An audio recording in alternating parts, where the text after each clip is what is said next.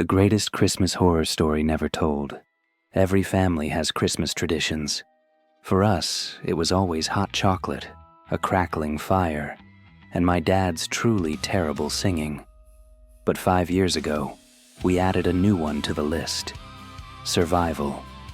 It all started on a Christmas Eve that was colder and quieter than any I can remember. The night we found the book. My name is Leo. I was 16 when this happened.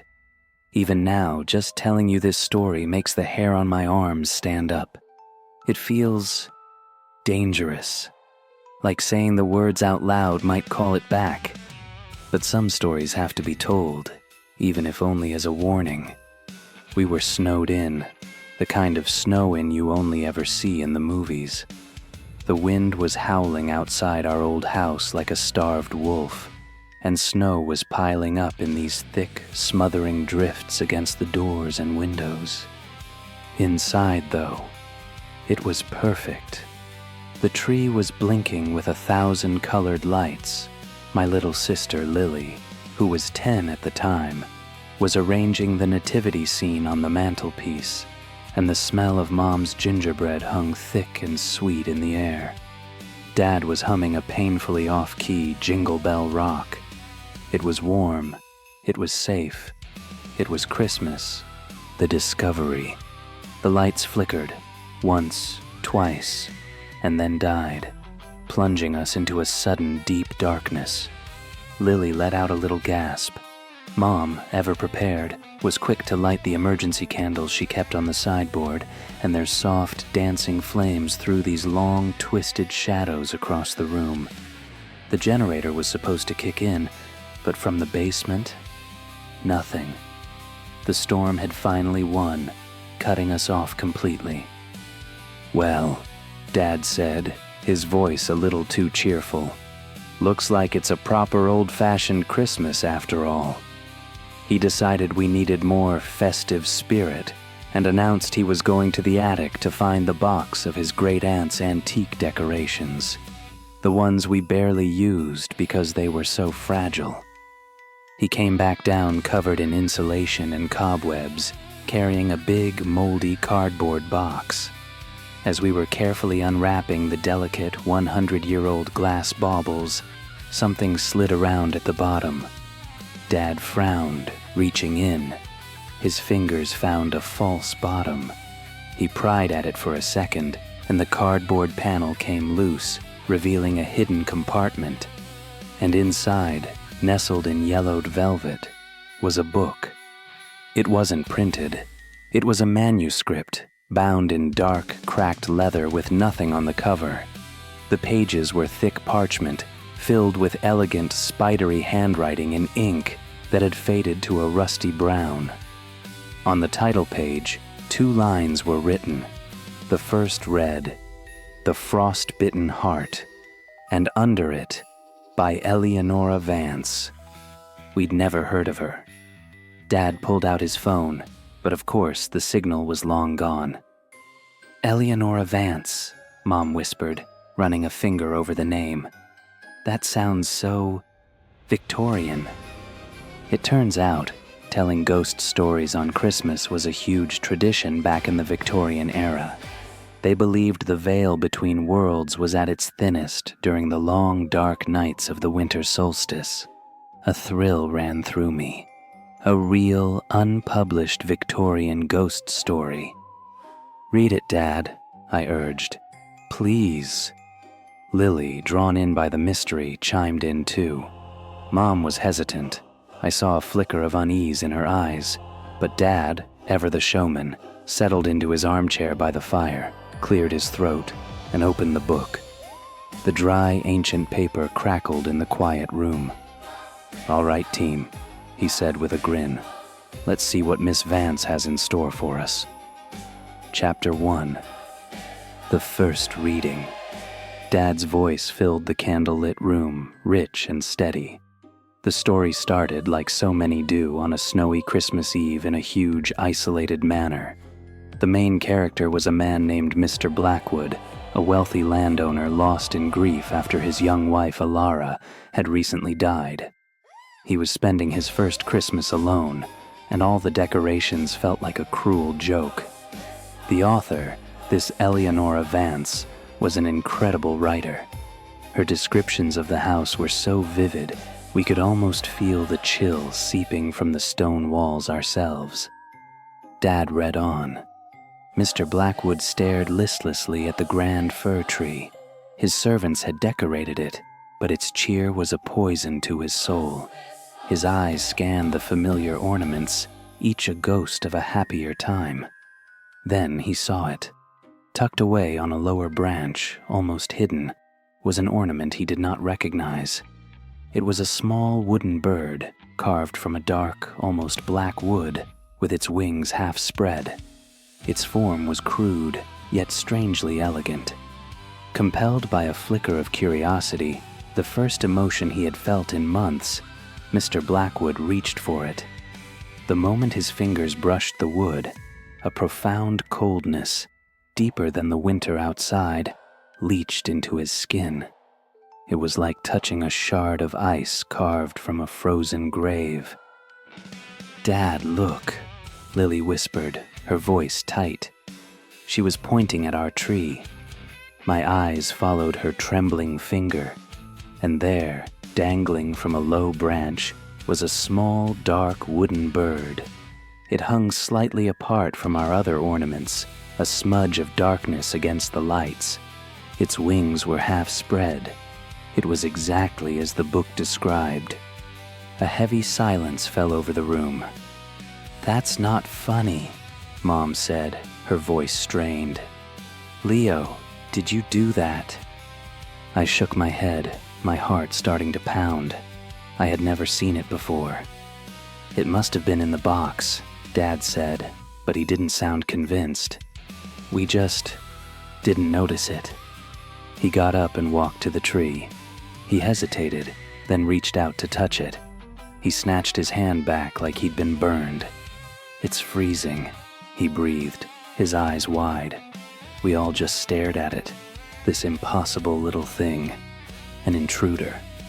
Dad, trying to be the rational one, forced a laugh. Just a coincidence, a creepy but explainable coincidence. Old houses, drafts, you know. Nobody was buying it. He sat back down, the manuscript resting on his lap. For a second, I thought he was going to close it, but he didn't. He took a deep breath, shot a nervous glance at the tree, and kept reading. The second reading. The tension in the room was a living thing now, sitting there with us. Every gust of wind made us jump. Dad's voice wasn't nearly as steady as he read on. The story had taken a darker turn. Mr. Blackwood, unnerved by the ornament, had thrown it into the fire. But the flames licked at the dark wood, and it refused to burn.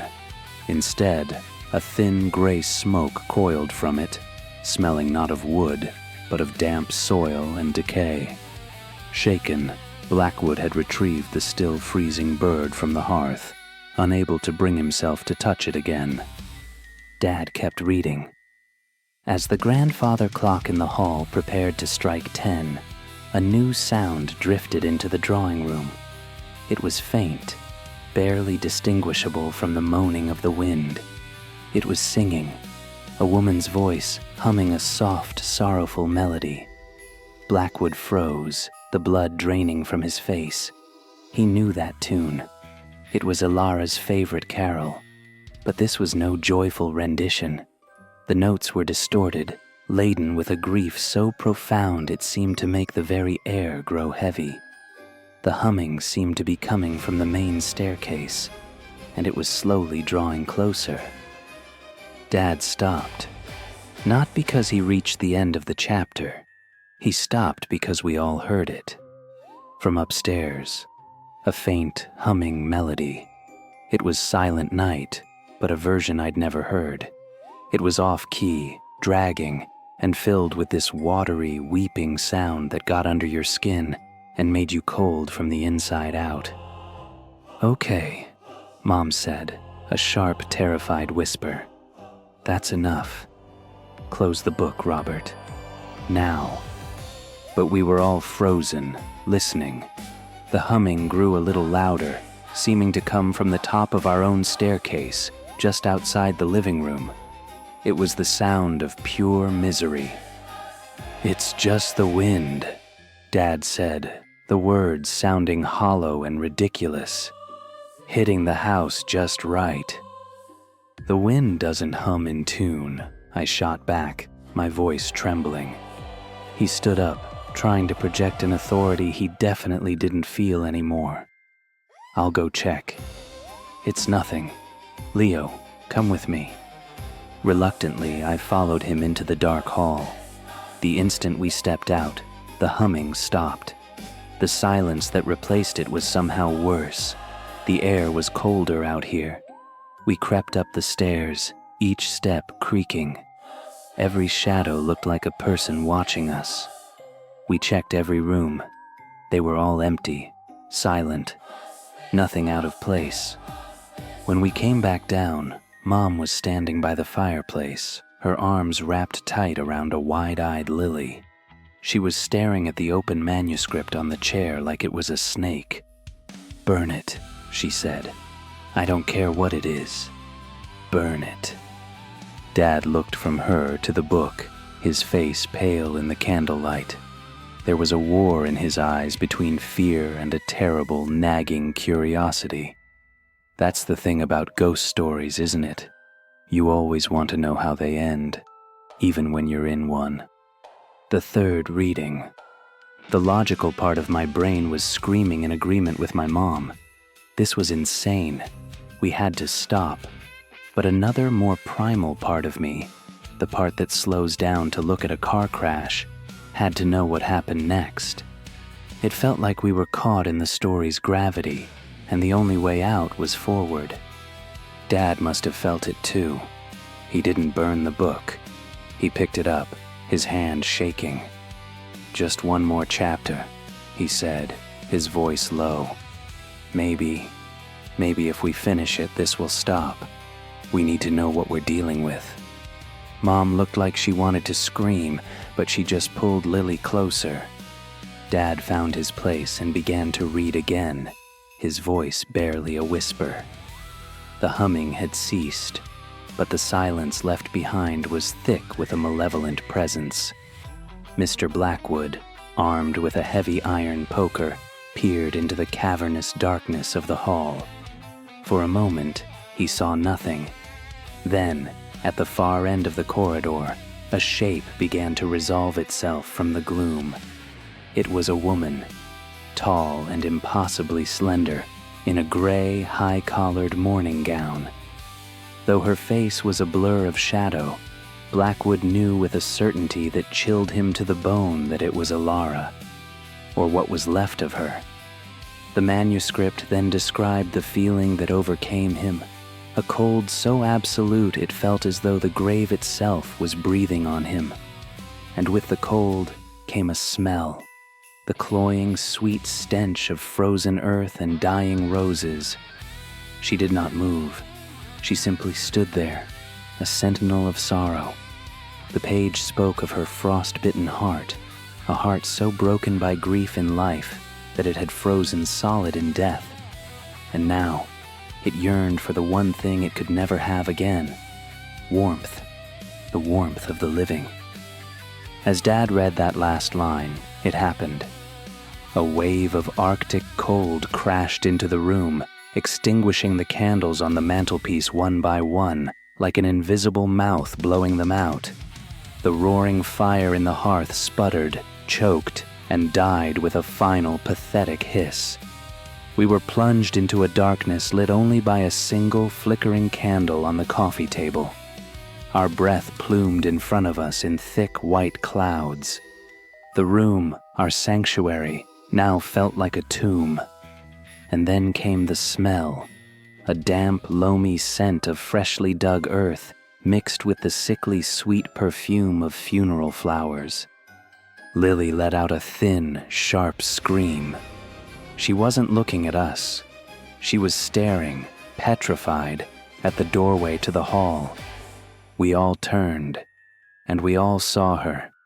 Standing just on the threshold, where the candlelight gave way to darkness, was the silhouette of a tall, slender woman. Her face was a featureless patch of shadow, but the shape of the Victorian mourning dress was unmistakable. She was real. Eleanora Vance's ghost had just walked out of the pages of her story and into our home. The climax. Time just shattered. For a full second, no one moved. The figure in the doorway was utterly still. Then Mom broke. She grabbed Lily and scrambled backwards, pressing them both against the far wall. Dad, on pure instinct, threw the book. It landed with a soft thud in the cold fireplace. "Get away from us," he yelled, his voice cracking with terror. The figure took a single gliding step into the room. No sound. The cold got worse, a physical pressure that made my teeth ache. The windows began to frost over from the inside, icy ferns spreading across the glass. I stared at the fireplace. The book wasn't burning. It couldn't. It was glowing. A faint, pale blue-white light was pulsing from the pages. The words were visible, shimmering. The story wasn't just a story. It was a key. Reading it had been an invitation, a summoning. I remembered the line. Her frost-bitten heart yearned for warmth from the living. That wasn't just a turn of phrase. This thing, this ghost, was here to take our warmth, our life. The figure raised a long, shadowy arm. As it moved, the last candle on the table died, leaving only the ghostly glow of the book. In that spectral light, I saw my dad standing frozen between us and her. I felt a surge of pure, desperate adrenaline. This was about the story. It had all started with the story. The author, Eleanora Vance. I scrambled to the fireplace, my hands numb, and snatched the manuscript. The pages felt like slabs of ice. Staring at the glowing words, I yelled into the darkness, my voice raw with panic. "Eleanora! Eleanora Vance, is that you? Your story. It's a masterpiece. It's beautiful and it's terrifying. But it's over now. The story is over. You can rest." For a heart-stopping moment, only silence.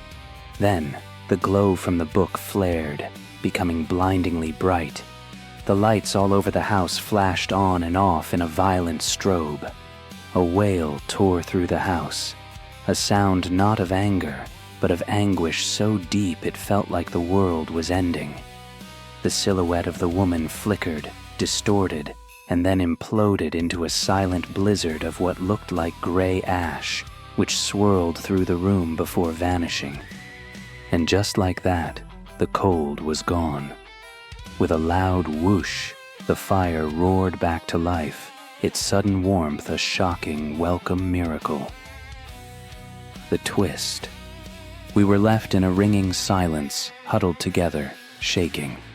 The manuscript lay on the rug, no longer glowing, just an old book again. I looked at the tree. The little wooden bird was gone. The nightmare was over. We didn't speak for a long time. We spent the rest of that Christmas Eve huddled on the sofa, wrapped in blankets, just watching the fire. When the first pale light of Christmas morning came through the windows, it felt like we had been reborn. The first thing we did was take the manuscript outside to the grill, and we watched until every last word of Eleanora Vance's story was reduced to ash. We never spoke of that night again, not once. It was a trauma we all silently agreed to bury. We went back to our traditions, the hot chocolate, the presents, Dad singing. We tried to pretend it was just a nightmare, but I can't forget. Every year, when the nights get long and the air turns sharp, I feel it. A certain chill in my bones that no fire can warm. And sometimes, late at night, when it's quiet, I'll catch a glimpse of something in a reflection. A darkened window, a mirror, just for a second. The shape of a tall, slender woman standing behind me, her face lost in shadow. You see, the story said her frost-bitten heart sought warmth. She didn't find it in Mr. Blackwood. She didn't find it in my family. She found it in me. She's not gone. She's just quiet, waiting. Her story might be over, but mine is now forever haunted. So this Christmas, if you happen to find an old, forgotten book, maybe it's better to just leave it unread. Some stories were never meant to be told. What are your family's coziest Christmas traditions? Let me know in the comments. And if you want more stories that will make you check over your shoulder, make sure you subscribe. Stay safe. Thank you for watching Fear Files Real Nightmares. Until next time, keep your lights on and your doors locked.